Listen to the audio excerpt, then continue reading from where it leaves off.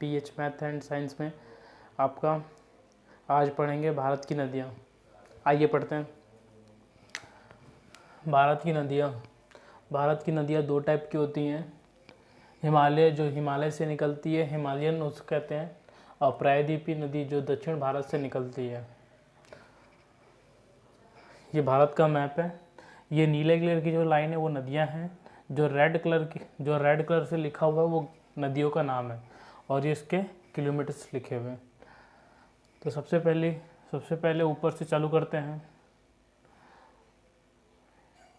तिब्बत में एक जगह पड़ता है मानसरोवर से निकलती है सिंधु नदी, जो कि भारत से होते हुए पाकिस्तान होते हुए अरब सागर में जाके गिरती है।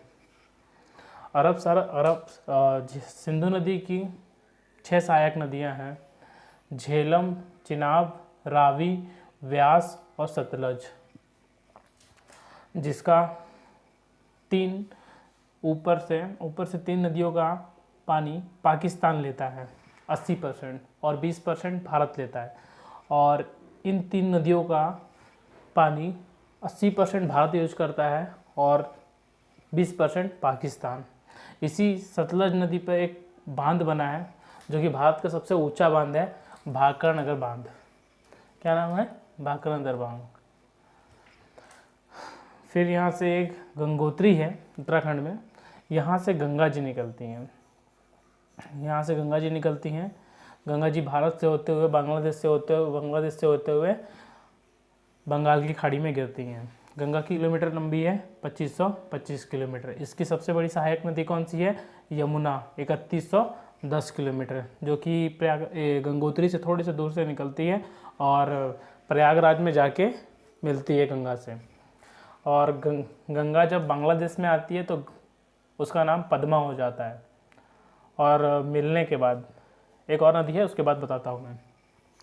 मानसरोवर से एक और नदी निकलती है यहाँ से, साम्पो, जो कि 2900 किलोमीटर इसकी लंबाई है। इसको चीन में साम्पो बोलते हैं। ये वाला बेल्ट चीन का आता है, ये वाला चाइना का आता है। तो यहाँ से मानसरोवर से निकलते हुए चाइना, फिर ये भारत में घुसती है। भारत में जब ये घुसती है तो ये भारत की सबसे चौड़ी नदी कहलाती है।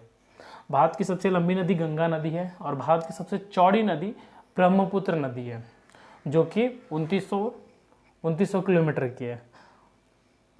जब ये भारत में घुसती है तो इसका नाम ब्रह्मपुत्र हो जाता है। क्या हो जाता है? ब्रह्मपुत्र हो जाता है, और ये सब भारत की सबसे चौड़ी नदी है। और बांग्लादेश में जब घुसती है तो इसका नाम यमुना हो जाता है। और पद्मा और यमुना मिल के मेघना कहलाती है बांग्लादेश में। क्या कहलाती है? मेघना कहलाती है। ठीक। उसके बाद छत्तीसगढ़ में एक जगह है अमरकंटक। यहाँ से 3 नदी निकलती है। एक सोन नदी निकलती है, एक नर्मदा नदी निकलती है, एक हीराकुंड बांध, एक महानदी निकलती है। ये महानदी निकलती है, जो कि महानदी पे हीराकुंड बांध बना हुआ है। ठीक है। ये भारत का सबसे चौड़ा बांध है, हीराकुंड बांध। और नर्मदा नदी अरब सागर में जाके गिरती है सतपुड़ा की पहाड़ियों के बीचों में से। ठीक। यहीं से एक और नदी निकलती है, ताप्ती नदी, जो कि ये भी अरब सागर में जाके गिरती है। और यही एक अरावली पर्वत होता है। यहाँ पे अरावली पर्वत है। यहाँ अरावली पर्वत से एक लूनी नदी निकलती है। कौन सी नदी निकलती है? लूनी नदी। ये जो कि कच्छ के रण में लुप्त हो जाती है। एग्जामिनर आपको डायरेक्ट ऐसा क्वेश्चन नहीं पूछेगा। कैसे पूछेगा? कच्छ के रण में कौन सी नदी लुप्त हो जाती है? तो कौन सी नदी लुप्त जाती है? लूनी नदी। ठीक है। उसके बाद दक्षिण भारत से, ये दक्षिण भारत का एरिया है।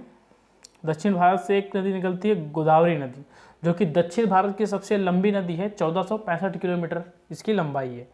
उसके बाद इसके नीचे, थोड़े से नीचे से कृष्ण नदी निकलती है और कावेरी नदी निकलती है। ये सतपुड़ा की पहाड़ियाँ हैं।